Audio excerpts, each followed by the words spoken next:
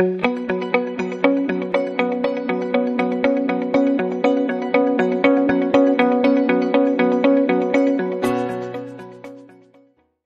사람 보고 옆 사람 모습에 미소로 인사하고 대로 칭찬하시는데 오늘 부활절입니다. 우리 부활에 또 인사를 했으면 좋겠습니다. 옆 사람 사랑하는 성도님, 우리 주님이 다시 사셨습니다.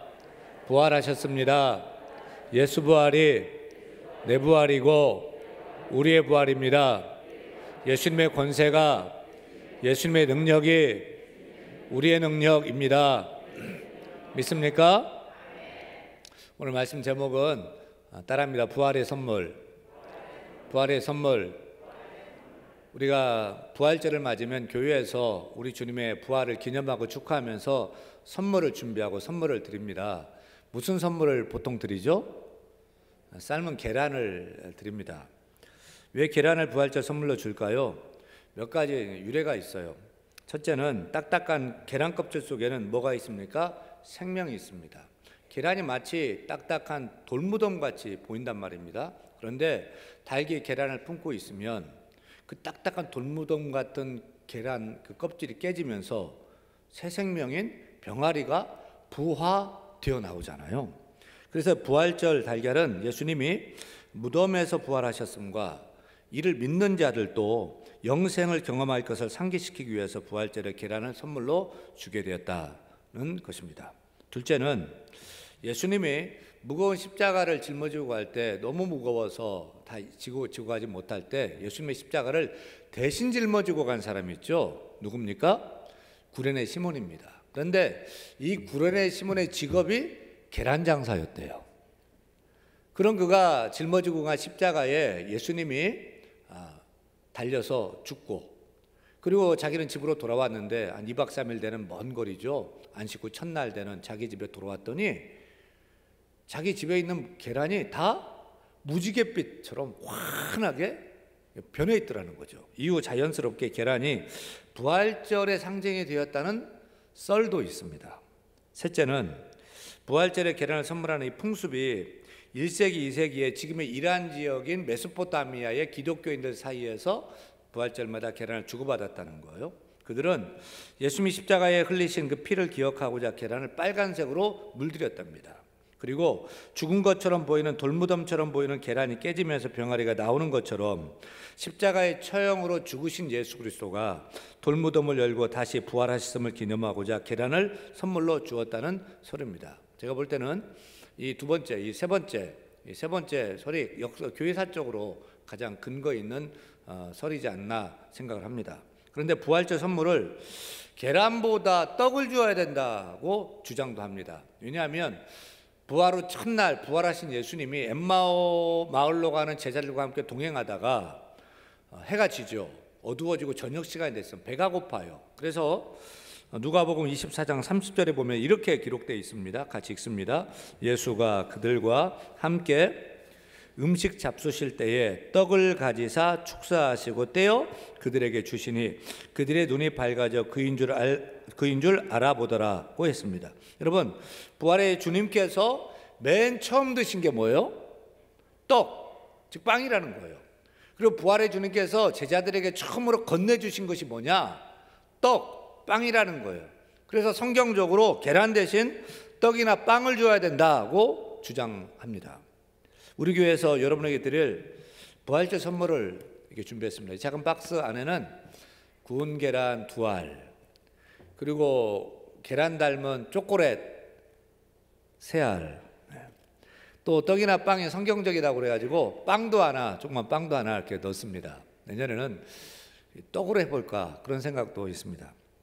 근데 교회에서 주는 선물보다도 부활하신 우리 주님이 직접 주시는 그 부활의 선물을 다 받아가지고 돌아가시기 바랍니다. 사랑하는 여러분, 우리 주님께서 주시는 부활의 선물은 무엇일까요? 부활의 주께서 주시는 부활의 선물 무엇일까요? 기대가 되십니까? 손 한번 내밀어 보세요. 그냥 손이 아니고 믿음의 손을 내밀어 보세요. 믿음의 손으로 부활의 주께서 이 시간 우리에게 주시는 부활의 선물을 다 받아 안고 돌아가는 우리 모두가 되기를 축원합니다. 축원합니다. 부활의 첫 번째 선물은 따라합니다. 평강. 오늘 본문은 부활하신 주님께서 두려움에 사로잡혀 숨어 있는 제자들을 찾아오신 말씀인데, 요한복음 20장 19절 말씀 같이 읽습니다.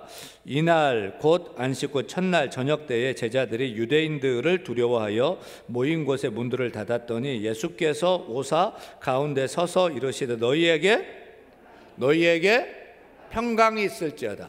부활의 주께서 처음 제자들에게 주신 첫 번째 선물이 평안이었어요. 근데 평강의 선물이 한 번 가지고는 부족했나 봅니다. 21절에서도 예수께서 또 이르시되 너희에게 평강이 있을지어다. 왜 부활의 주께서 제자들에게 평강을 선물해 주셨을까요? 배가 고픈 사람에게 제일 필요한 것이 무엇입니까?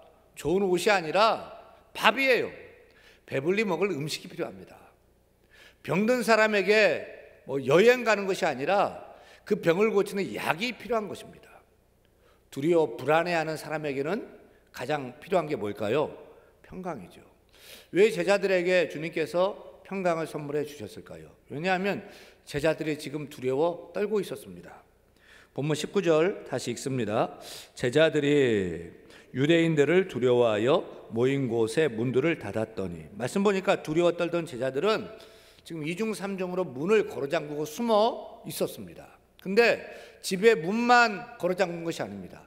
마음의 문들도 빗장치고 걸어잠그고 있었어요. 예수님을 잡아 죽일 유대인들이 제자들도 잡아 죽일까 봐 두려워서 불안의 문 빗장을 치고 있었고요. 두려움의 문도, 염려, 걱정, 초조의 문도 빗장치고 숨어 두려워 떨고 있었습니다. 그런데 그 꽁꽁 잠근 문을 누가 열고 찾아오셨어요? 부활의 주께서 찾아오셨어요. 부활의 주님이 하신 첫 마디가 무엇입니까?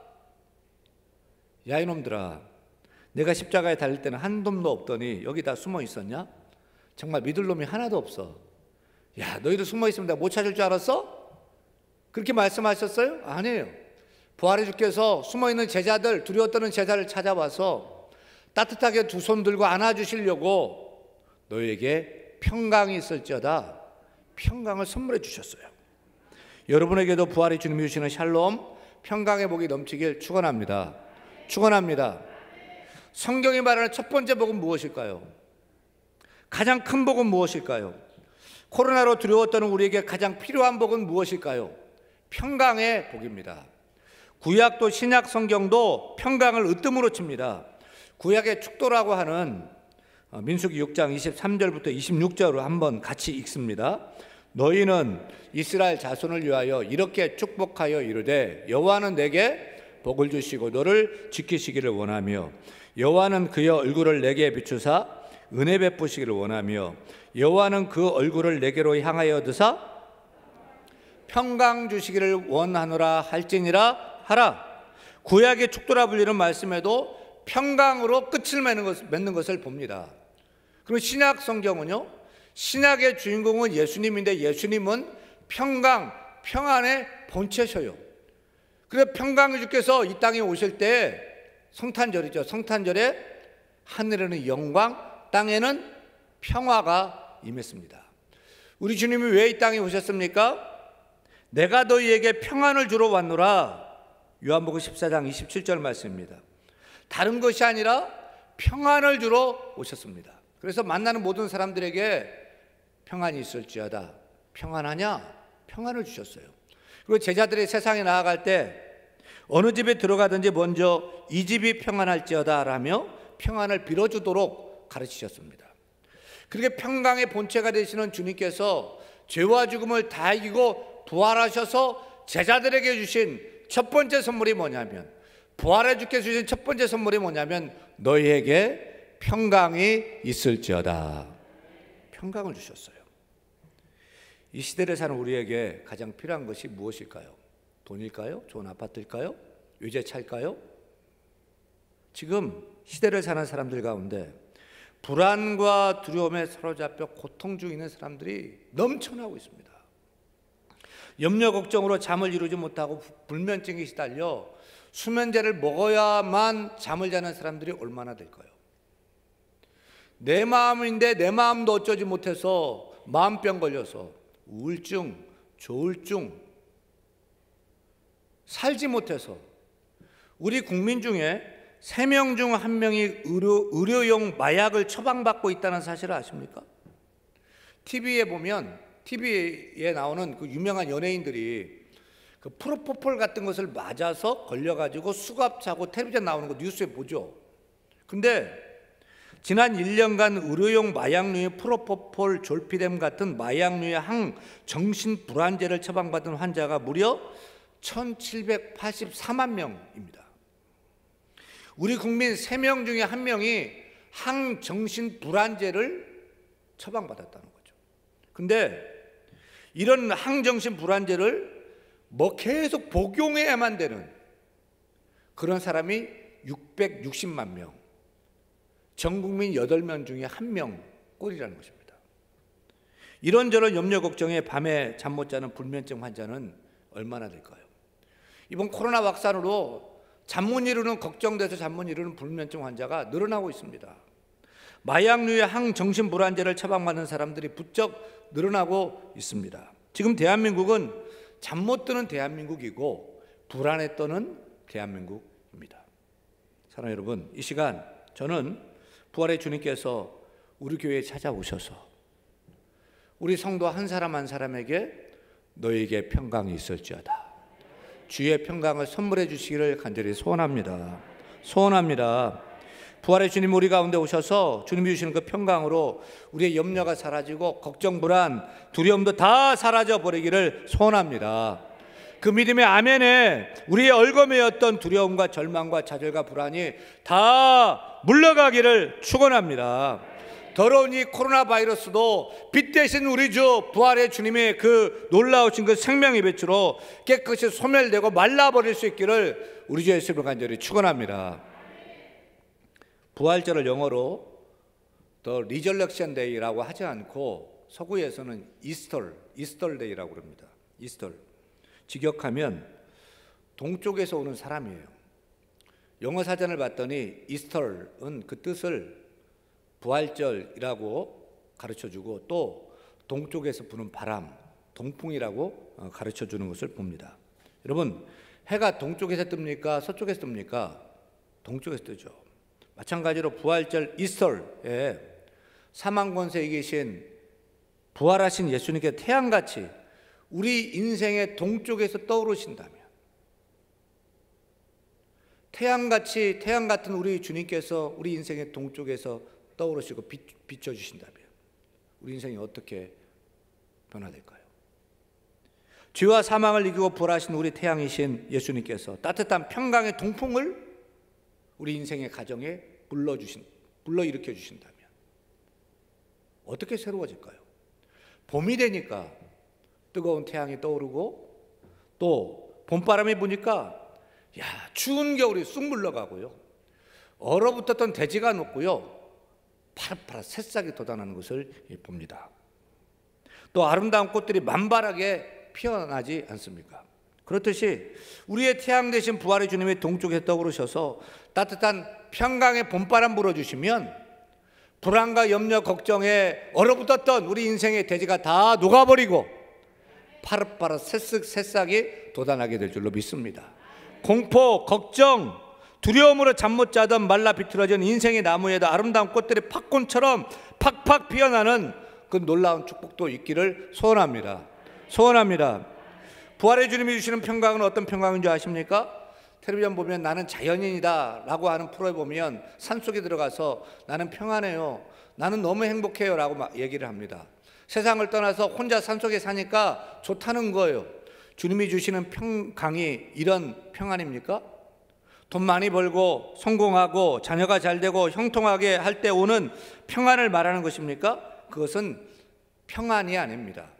육신의 편안함입니다. 주님이 주시는 평안은 어떤 평안이냐? 요한복음 14장 27절 같이 읽습니다. 평안을 너희에게 끼치노니 곧 나의 평안을 너희에게 주노라. 내가 너희에게 주는 것은 세상이 주는 것과 같지 아니하니라. 너희는 마음에 근심하지도 말고 두려워하지도 말라. 아멘입니까? 아멘하는 분에게는 세상이 주는 평안이 아니라 세상이 줄 수도 없고 빼앗을 수도 없는 주님의 평강이 강같이 넘치기를 축원합니다. 주님의 그 평강, 부활의 주님이 우리에게 주시는 선물, 그 평강은 어떤 평안이냐? 주님은 이 땅에서 원수들에게 모욕을 당했어요. 저주도 당했어요. 욕도 먹었어요.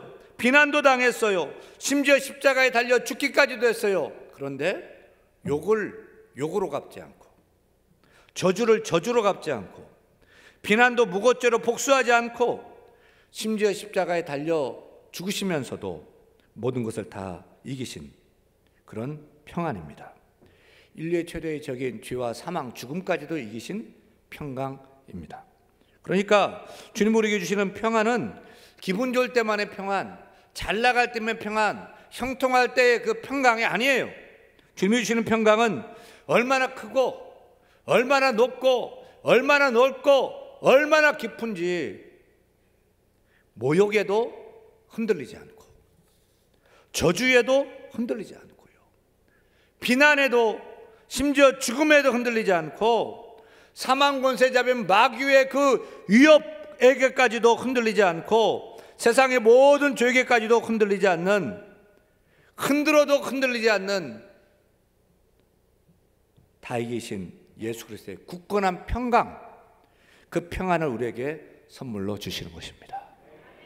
다시 말하면 우리가 죽음까지도 이기시고 다시 사신 예수 그리스도를 믿는 부활신앙을 붙잡고 그것을 내 삶의 신앙으로 붙잡으면, 삼으면 그 어떤 것도 두렵지 않는 평안을 누릴 수 있다. 죽음도 두려워하지 않고 죽음도 넉넉히 받아들일 수 있는 평안을 갖게 된다는 것입니다.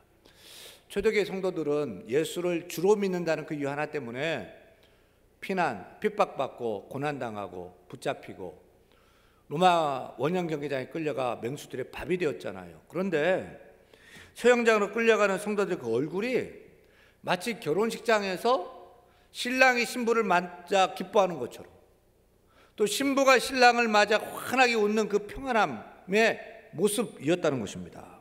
어제 우리 권사님, 우리 아들, 또 우리 청년, 여청년 결혼했는데 제가 어느 결혼식장 가봤어도 참 너무 즐겁고 너무 행복한 그런 아주 기쁜 그런 즐거운 결혼식을 했어요. 근데 처형장에 끌려가는 초대교회 성도들은 결혼식이 아니고요, 죽으러 가는데 순교를 당하는데 환하게 평강이 넘쳐 흘렀다는 것입니다. 그래서 조롱하고 조소하고 그 꼴을 보려고 갔던 구경꾼들이 감동을 받고 디테디오스, 결코 염려하지 않는 자라고 크리스찬들을 부르면서 그들도 점점 동화되어 가서 로마가 기독교화 되어 간 것입니다. 사랑하는 여러분, 어떻게 초대교회 성도들은 죽음의 공포 앞에서도 평안한 얼굴로 맹수의 밥이 될 수 있었을까요? 어떻게 가능해요? 그들의 심령에는 죽음을 이기시고 부활하신 예수 그리스도의 그 평강이 강같이 흘러 넘쳤기 때문입니다. 예수 그리스도의 고난이 나의 고난이고, 예수님의 죽음이 나의 죽음이고, 예수 부활이 나의 부활이기 때문에 나는 죽어도 다시 산다는 그런 확신이 그들에게 있었던 것입니다. 내가 지금 맹수의 밥이 되어 죽을지라도 여기서 눈 감으면 저 천국에서 주님의 품에서 눈 뜬다는 그런 부활의 확신을 가졌기 때문에 그들은 평강함이 넘쳤던 것입니다. 우리에게도 그런 초대교회의 성도들의 신앙, 부활의 그 열정, 그 평강이 넘쳐날 수 있기를 간절히 축원합니다. 축원합니다. 사랑하는 여러분, 부활의 주께서 주시는 첫 번째 선물은 평강입니다. 죽음도 이기는 평강입니다. 그 놀라운 평강이 우리 모든 심령 위에 강물처럼 흘러넘치기를 간절히 축원합니다. 축원합니다. 부활의 두 번째 선물은 무엇입니까? 따라합니다. 기쁨. 20절 같이 읽어요. 이 말씀을 하시고 손과 옆구리를 보이시니 제자들이 주를 보고 기뻐하더라. 무덤에서 죽은 시체로 있는 줄 알았던 예수님께서 살아나셔서 제자들 앞에 나타나서 말을 하는 거예요. 너에게 평강이 있을지어다. 제자들이 깜짝 놀랐어요. 그러자 주께서 나 유령 아니야. 내 손을 만져봐. 내 옆구리를 만져봐. 라고 하시며 제자들에게 주님의 부활을 확증시켜 주었을 때 나타난 반응이 무엇이죠? 따라합니다. 주를 보고 기뻐하더라. 네. 다시 말하면 부활의 주님을 만나면 죽음도 이기는 평강을 얻게 되고요, 또 하나의 선물이 자동으로 따라와요. 그게 뭐냐면 근심도 사라지고 두려움도 사라지고 내 속에서 기쁨의 샘이 샘솟게 된다는 것입니다. 초대교회 성도들은 예수 믿는다는 이유로 맹수의 밥이 되어 죽을 때에 그 심령들이 죽음의 공포에 휩싸였던 것이 아닙니다. 오히려 기록에 보면 기쁘게 찬송했다고 기록되고 있고, 정말 놀랍고 믿겨지지 않는 것은 그들이 죽고 난 뒤에 얼굴이 환하게 웃는 얼굴이었다. 맹수, 사자, 호랑이에게 뜯겨서 죽었는데 그 얼굴이 환하게, 저마다 다 환하게 웃는 얼굴로 죽었다. 야, 일그러진 얼굴이 아니고 공포했던 얼굴이 아니라 환하게 웃는 모습이었다. 이게 믿겨집니까? 어떻게 가능합니까? 근데 사도행전 6장 7장에 보면 스데반 집사님이 부활의 예수를 증거하다가 돌에 맞아 죽을 때 어떤 얼굴이었죠? 우리 6장 15절 말씀 같이 읽습니다. 공회 중에 앉은 사람들이 다 스데반을 주목하여 보니 그 얼굴이 천사의 얼굴 같더라. 비난당하고 모욕당하고 돌에 맞아서 죽는 스데반 집사님의 얼굴은 환하게 웃는 정도가 아니고요, 얼굴이 천사 얼굴과 같았다. 할렐루야. 부활의 주님을 믿는 우리는 얼굴로 간증해야 됩니다. 이 환하게 웃는 이 얼굴로 예수 그리스도를 증거하고 전해야 될 줄 믿습니다. 다 코로나 때문에 힘들어하고 막 일그러져 있고 막 힘들다 한숨 쉬는데 우리 믿는 우리는 웃어야 될 줄 믿습니다. 얼굴이 무기가 되면 안 되고요, 얼굴에 철판 깔면 안 되고요, 사기꾼 같은 얼굴 하면 안 됩니다. 차가운 도시남자 차도남보다 털털하게 웃는 도시남자 털도남 되시고, 우리 여성분들은 까다로운 도시여자 까도녀 되지 말고 따뜻한 도시여자 따도녀가 되시기를 바랍니다. 우리는 천사처럼 항상 기뻐하고 따뜻하게 웃으며 살아야 할 것입니다. 주 안에서 항상 기뻐하라. 내가 다시 말하노니 기뻐하라고 말씀했어요. 어떻게 항상 기뻐해요? 미치지 않은 이상 어떻게 항상 기뻐해요? 하지만 우리가 죽음까지도 이기신 부활하신 주 안에 있다면, 우리가 부활의 주 안에 부활하신 주님 안에 있다면 항상 기뻐할 수 있는 줄로 믿습니다. 어떤 환경, 어떤 처지에 있을지라도 내가 주 안에 있고 부활의 주께서 내 안에 계신다면 우리는 항상 기뻐할 수 있는 줄로 믿습니다. 사랑하는 여러분은 부활의 주님을 믿습니까? 부활의 주님을 만났습니까? 우리 10년 가운데 부활의 주님이 계십니까? 그렇다면 기뻐하세요. 즐거워하세요. 기뻐하고 또 기뻐하시길 바랍니다. 어떤 형편에서도 항상 기뻐하는 부활맨으로 살 수 있기를 간절히 축원합니다. 부활의 주께 주시는 세 번째 선물은 따라합니다. 성령입니다. 22절 말씀 읽습니다. 이 말씀을 하시고 그들을 향하사 숨을 내쉬며 이르시되 무엇을 받으라? 성령을 받으라. 성령을 선물로 받기 원하시면 아멘. 왜 부활의 주님께서 제자들에게 성령을 선물해 주시고 우리에게 성령을 선물해 주실까요? 왜 주님께서 숨을 내쉬며 성령을 받으라고 하셨을까요? 마치 이 장면은 하나님께서 흙으로 사람을 만드시고 그 코에 생기를 불어넣으셨던 그 장면과 흡사하지 않습니까? 우리는 흙덩이 같은 연약한 존재잖아요. 흙처럼 연약한 것이 어디 있어요? 흙은 물기가 없으면 바람에 날리고, 물기가 너무 많으면 물렁물렁 흐물어져 버리는 것입니다. 그런데 흙이 강하게 되려면 무엇을 만나야 됩니까? 불을 만나면 단단해지고 쓸모있는 벽돌, 쓸모있는 기와장이 되는 거죠. 이처럼 흙과 같은 우리 인생은 누구를 만나야 돼요? 불이신 성령을 만날 때에, 우리가 불이신 성령을 받을 때에 우리가 진정 변화되고 단단해지고 흔들리지 않고 굳센 쓸모있는 능력 있는 그런 크리스찬으로 변화되게 될 줄로 믿습니다. 성령이 우리 성도에게 얼마나 귀하냐, 얼마나 귀하냐 제 말이 끝날 때마다 여러분은 아멘만 하시면 됩니다. 성령이 얼마나 귀하냐면 성령을 받아야 믿음이 생기고, 성령을 받아야 예수를 주로 믿게 되고, 성령을 받아야 거듭나게 되고, 성령 받아야 새 생명 얻게 되고, 성령 받아야 하나님을 아빠 아버지라 부르게 되고, 성령 받아야 하나님의 자녀가 되고, 성령을 받아야 하나님의 형상으로 성화가 되고, 성령 받아야 뜨겁게 기도하게 되고, 성령 받아야 말씀을 깨닫게 되고, 성령 받아야 사랑, 희락, 화평, 오래 참음, 자비, 양성, 충성, 온유, 절제, 성령의 열매를 맺게 되고, 성령 받아야 주의를 감당할 수 있는 은사를 받게 되고, 성령 받아야 이 땅에서 능력 있는 승리하는 삶을 살게 될 줄로 믿습니다. 성령 받으시길 바랍니다. 성령 받지 않으면 우리는 다 껍데기일 뿐이에요. 그러나 성령 받으면 예수님처럼 변화되고, 성령의 능력으로 주님이 행하셨던 놀라운 일도 우리가 행하며 살아가게 될 줄로 믿습니다.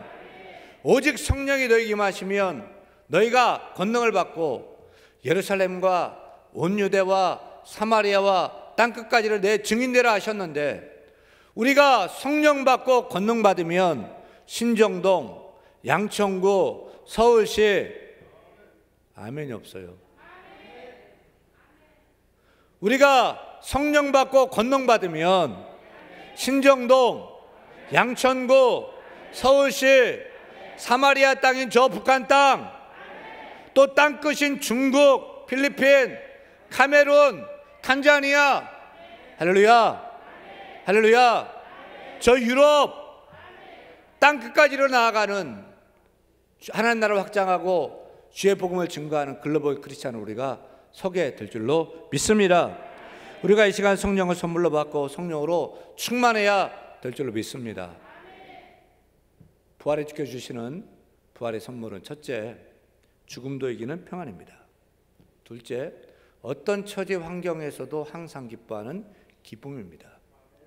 셋째는 불가능도 가능하게 하는 힘과 능력 얻는 성령입니다.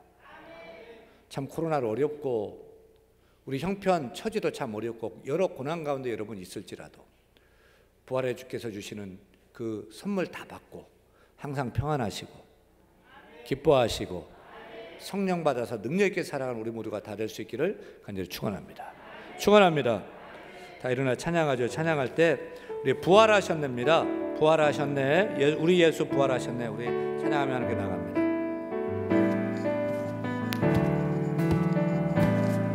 모두 경배하라. 사망을 이기신 주 우리 예수 부활하셨네. 하늘아 외쳐라. 주님을 찬양하라. 예수 만왕의 왕 되시네. 모두 경배하라. 모두 경배하라. 생명의 길 되신 주 우리 예수 부활하셨네. 땅들아 외쳐라. 주님을 찬양하라. 예수 만왕의 왕 되시네. 찬양하라. 찬양하라. 여호와 독생자 예수 사단의 머리 밟으셨네. 영광 중에 그의 나라 임하시네. 그의 나라는 영원하리. 모두 경배하라. 생명의 길 되신 주 우리 예수 부활하셨네. 하늘아 외쳐라. 주님을 찬양하라. 예수 만왕의 왕 되시네. 모두 경배하라. 모두 경배하라. 우리 예수 부활하셨네. 땅들아 외쳐라 주님을 찬양하라 예수 만왕의 왕 되시네. 찬양하라 여호와 독생자 예수 사단의 머리 밟으셨네. 영광 중에 그의 나라 임하시네. 그의 나라는 영원하리.